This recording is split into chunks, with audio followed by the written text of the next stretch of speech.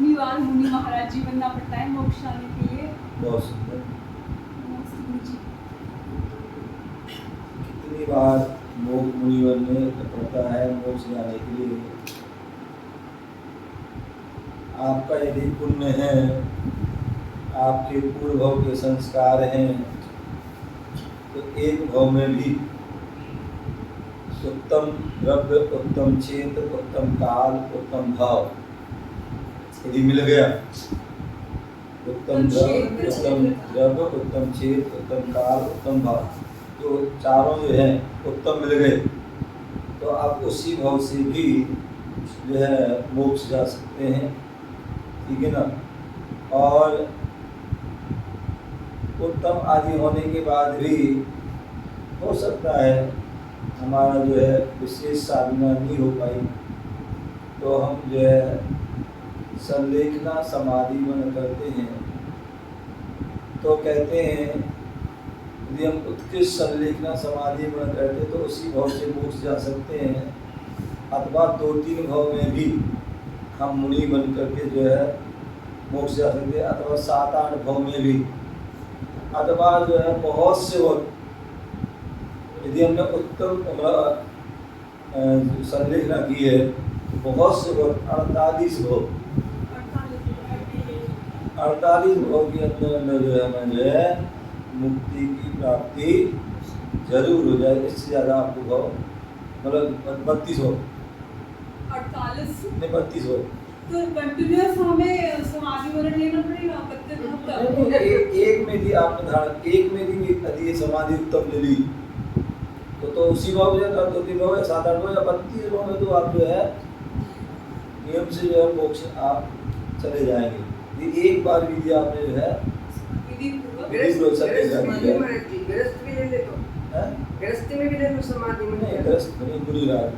मुनि अवस्था में यदि आपने एक बार भी अच्छा उत्तम रूप से संलेखना की है, तो अधिक से आप भक्ति भाव इसके अंदर जो है मोक्ष आप चले जाएंगे। तो यदि उत्तम साधना करते तो उसी भाव से भी जा सकते हैं, ऐसा हमारे लिए उसको जानना चाहिए। पहली बात तो हमें ध्यान रखना चाहिए, हमारे यहाँ भगवान महावीर स्वामी जब उनकी दिव्य ध्वनि हुई तो उन्होंने 2 प्रकार के धर्म के वर्णन किया है, एक श्रावक धर्म, एक मुनि धर्म, समझे ना। श्रावक धर्म के पालन के लिए भी 6 आवश्यक कर्तव्य बताए हैं, और मुनि धर्म के पालन के लिए भी 6 आवश्यक। यदि आप 6 आवश्यक कर्तव्य का पालन करते हैं व्यवस्थित रूप, तो आपके भाव खराब हो ही नहीं सकते।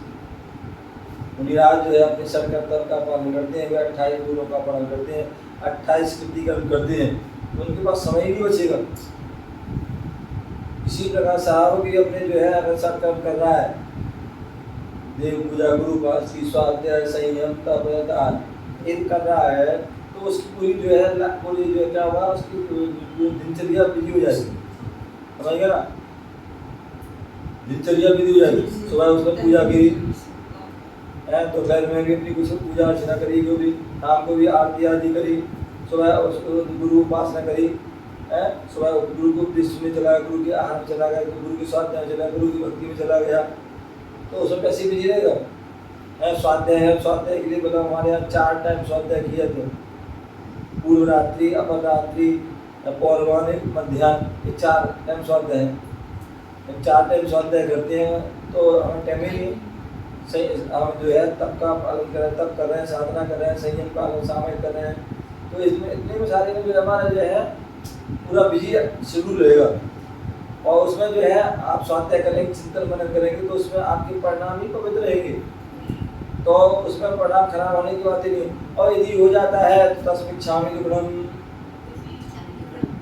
तुरंत हमें परिणाम खराब हो तो उस तुरंत हमें जो है कहते हैं हमारे यहाँ कहते साधु अभी वर्तमान में साधुओं की जो है वैसे 5 प्रकार के चादत होते हैं, उसमें आज 5 प्रकार के संयम होते हैं, जो है मुख्य रूप से अब अभी 2 संयम है, सामायिक संयम, छेदोपस्थापन। संयम संयम का पालन करें, उसमें किसी प्रकार दोष लगता है तो छेदोपस्थापना, कोई नियम हमारा विच्छेद हो जाता है तो पुनः उसमें स्थापित होगी। हमारे भाव खराब हुए, हम तुरंत जो है हम तस्मिच्छामि करते हैं, हे मनुष्य बहुत बड़ा जो है पाप अपराध हो गया, ये हो गया, और मेरे ऐसे भाव है, और मैं जो है पुनः अपने भावों को छोड़कर अच्छे पवित्र भाव करता हूँ, जाप कर रहा हूँ, पाठ कर रहा हूँ, मैं ध्यान कर रहा हूँ। इनके माध्यम से जो हमारे क्या होते हैं वो परिणाम अच्छे हो जाते हैं। कहते हैं खाली दिमाग शैतान का। आप दिमाग को खाली रखोगे तो क्या होगा, वो कहीं ना कहीं भागेगा उनकी जगह। क्योंकि कहते हैं हमारे हम कहते हैं, हमेशा कहता हूँ कि एक जल और एक मन, जल और मन, इन दोनों की गति जो है अधोगामी है। क्या है? जल और मन, इन दोनों की गति अधोगामी है। जल जो है तो कितने ऊपर ले जाना चाहो तो नीचे आएगा, उसी पर मन भी जो है उसका स्वभाव से जो है अधोगामी है।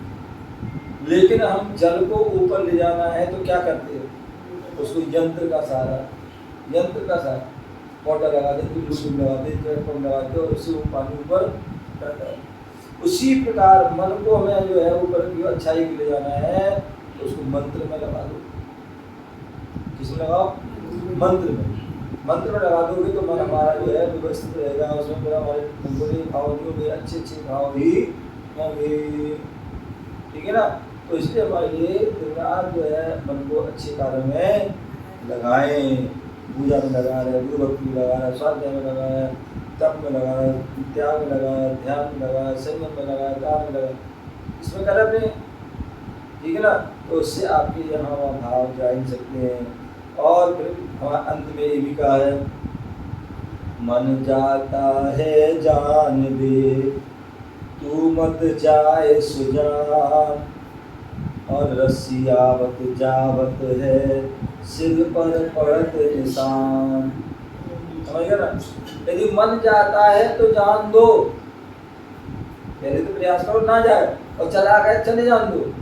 कई बार ऐसा होता कि किसी ने कुछ त्याग किया, कुछ नियम लिया, अपनी पार्टी में जाना पड़ा, कहीं जो है बाजार जाना पड़ा, और जहाँ पे वहाँ देखा चाट पकौड़ी देखी, कहीं होटल देखी, कुछ देखी, तो मन में भाव हो जाता है कि यार आज तो समोसा खाने के भाव है, आज तो टिक्की खाने के भाव है। लेकिन मन जो है चला गया देखते उसको, लेकिन उसको कंट्रोल नहीं। तेरा नियम है, 1 महीने का नियम है, हफ्ता ये नियम है, नहीं खाना है, तो क्या करता है, उस नियम का पालन करता है। मन बड़ा चला करके वचन से नहीं जाता है, ऐसे भी वहाँ नहीं जाता है, नहीं खाता है। तो इसलिए और ऐसा हम बार बार अभ्यास करते तो एक बार हमारे संस्कार बन जाते हैं और जो है फिर वो बन नहीं जाता है। ठीक है ना? तो इस प्रकार से हम उसका जो है ध्यान रखना चाहिए, उसको प्रयास करें तो मन को लगाए रखें। ओम बोलते हमारे मुनिराज जो हैं, जो भी नियम लेते हैं वह नवकोटि से लेते हैं। इससे नवकोटि, मन से, वचन से, काय से, कृत कार्य अनुमोदना। ठीक है ना? मान लीजिए आपने रात्रि भोजन का त्याग किया है, तो मन से भी त्याग करना है। ऐसा नहीं मन में तो हमारा बड़ा है यार, अब बोली काय से नहीं खा पा रहे हैं, या वचन से नहीं बोल पा रहे, मन में तो लग रहा है खा लो या भूख लग रही है।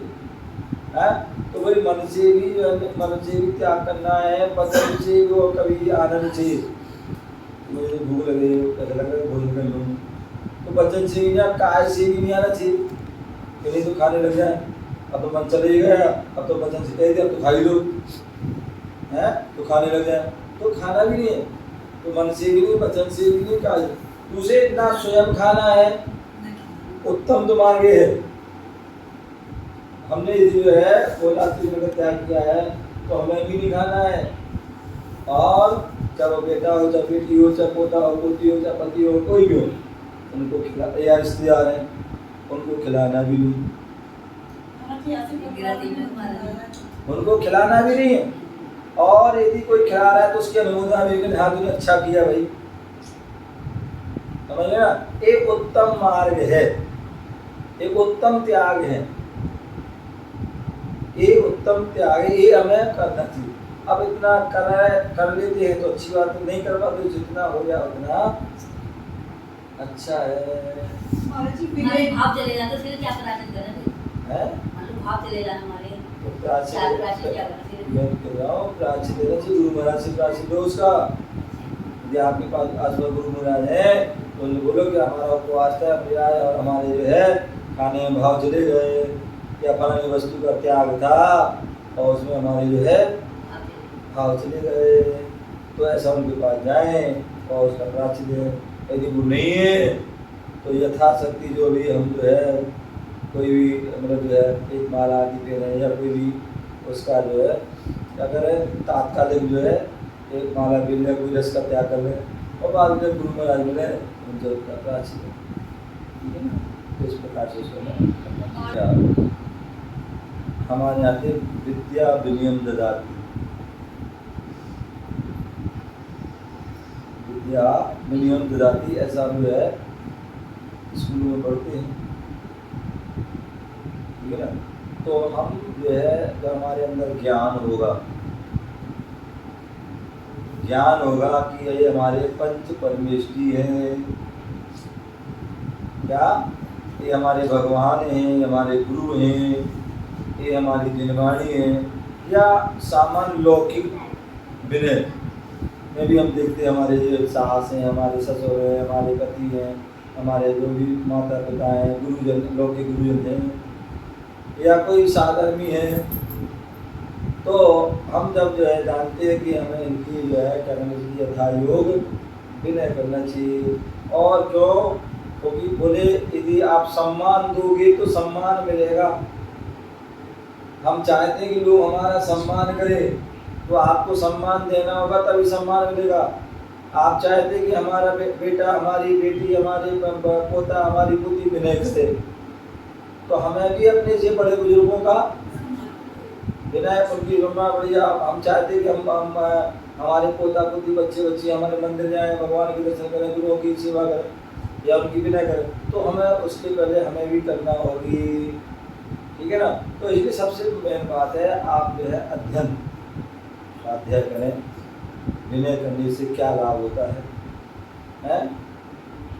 बोले जब तक जो है बाल्टी कुआ होते थे पहले, और कुआ में हम बाल्टी डालते थे, भाई हमारे यहाँ कुआ था ना, तो तुम्हारे कुआ में बाल्टी डालते थे और बाल्टी डालते थे तो जब क्या होता था वो बाल्टी झुकती थी तो भर जाती थी, समझिए ना।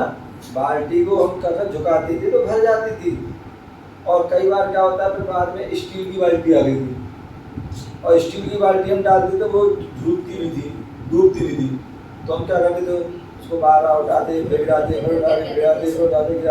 तो फिर वो भरती थी, समझिए ना।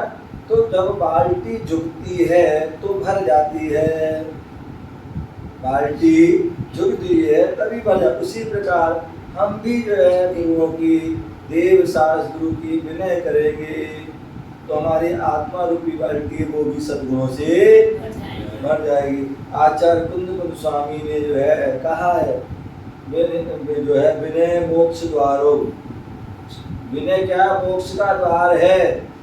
आप देखिए पहले के आपने मंदिर देखे होंगे, क्षेत्र देखोगे, पहले की मंदिर क्षेत्र देखोगे, पहले का आपने देखा कुंडलपुर का पहले मंदिर था, पुराना मंदिर याद करो जिसने देखा हो, तो क्या कितनी 15 साल प्रतिमा थी, लेकिन गेट छोटा था, और छोटे गेट में क्या होता है, क्यों गेट इसलिए छोटे बनाए जाते थे कि तुम भगवान के दरबार में आए हो, जो है 3 लोग के नाश वहाँ अकड़ के नहीं जाना, वहाँ सुकड़ के जाना, झुक के जाना। क्या भले तुम कितने बड़े सेठ हो, साहूकार, राजा महाराजा हो, लेकिन जब भी हम 3 लोग के नाथ के पास जाएं तो झुक करके जाएं, क्योंकि आप काहे के लिए जा रहे हो, गुणों को प्राप्त करने के लिए आ रहे हो, तो झुकना पड़ेगा। क्या आज आप यहाँ बैठे हो, ज्ञान प्राप्त कर रहे हो, तो कब मिलेगा, जब आप नीचे बैठे हो तो मुनियाद को ऊपर बिठाना है, तब आपको ज्ञान मिल रहा है। यदि आप मुनियाद के नीचे बिठा देते हैं तो क्या आपको ज्ञान मिलता? जो हमारा जो गुरु होते हैं, जो हमें ज्ञान देते हैं, हम उनको विनय से ऊपर बैठाते हैं, फिर उनसे विनय से प्राप्त करते हैं कि हमें हे गुरु हमें जो है क्या दें, हमें सम्यक ज्ञान दें, हमें जो है दिशा बोध दें। तो ऐसे तो इसलिए जो है तो बाल्टी जब झुकती है तभी भरती है, उसी प्रकार जब हम विनय करते हैं तो जो है हम भी गुणों से हट जाते हैं। तो इसलिए सबसे पहले में जो है उसके लिए में बोध ज्ञान होना चाहिए क्या। और इसलिए हमारे यहाँ बोले जो है 5 प्रकार की विनय नहीं, और विनय भी तप कहा है, और वो तप भी क्या है, बहिरंग तप नहीं है, अंतरंग तप में लिया विनय को। क्या अंतरंग तप में लिया, और अंतरंग तप में क्यों लिया, बोले जब तक आपके अंदर से विनय करने के भाव नहीं होंगे तब तक वो तप की संज्ञा में नहीं आए, तब तक वो कर्मों को क्षय करने में सहकारी नहीं होगी। तो इसलिए उन्होंने कहा कि विनय को अंतरंग, और उस जब विनय के अंतरंग तप मिला है तो बोले दर्शन विनय, बोले सम्यक दर्शन की विनय करो, जो 25 दोषों से रह शुद्ध सम्यक दर्शन उसकी विनय करो, और जो सम्यक दर्शन का धारी है उसकी भी विनय करो। उसी प्रकार जो सम्यक ज्ञान है, जो 8 गुणों से संपन्न है, जो संशय विपरीत अनंत वसाय आदि से रहते, ऐसा जो शुद्ध ज्ञान है उस शुद्ध ज्ञान की विनय करो। जो मति शुद्ध अवधि मना पर ज्ञान है उस ज्ञान जो है उसकी विनय करो। जो ज्ञान के धारी हैं उनकी भी विनय करो, ठीक है ना। इसके अलावा जो है चारित्र विनय, जो 13 प्रकार का चारित्र है, 5 महार, 5 समिति, 5 जो है 3 गुप्ती, ये जो 13 प्रकार का चारित्र है इस चारित्र की विनय करो, और जो चारित्र के धारी हैं उनकी भी विनय करो। और अंत में तप विनय, क्या है, तप विनय। और जो तप है 12 प्रकार के मैंने बताया ना, मुख्य रूप से 2 बहिरंग और अंतरंग, और उसके 6 ऐसे 12 प्रकार के तप हैं, उनकी तप की विनय करो। और जो तप के धारी तपस्वी हैं उनकी भी विनय करो। और अंत में उपचार विनय, उपचार विनय यहाँ पर क्या होता है, मुनि की विनय कर रहा है, उपाध्याय कर रहा है, आचार्य कर रहे हैं, आर्य का कर रहे हैं, ए अपनी कर रहे हैं, अपनी, और जो त्यागी ब्रह्मचारी कर रहे हैं, और श्रावक भी आपस में जय जीवित आदि करके अपने विनय करते हैं। या लौकिक परिवार माता पिता आदि पर जिन्हें उनकी भी यथायोग लौकिक, ये सब जो है विनय है, इन विनयों को हमें ध्यान रखें, ठीक है ना। तो उसी से ही हमारा कल्याण होने वाला है, बिना विनय के बिना उसके हमारा कल्याण होने वाला नहीं है, ऐसा हमें ध्यान रखना चाहिए। ओम नमः शिवाय। आपका समय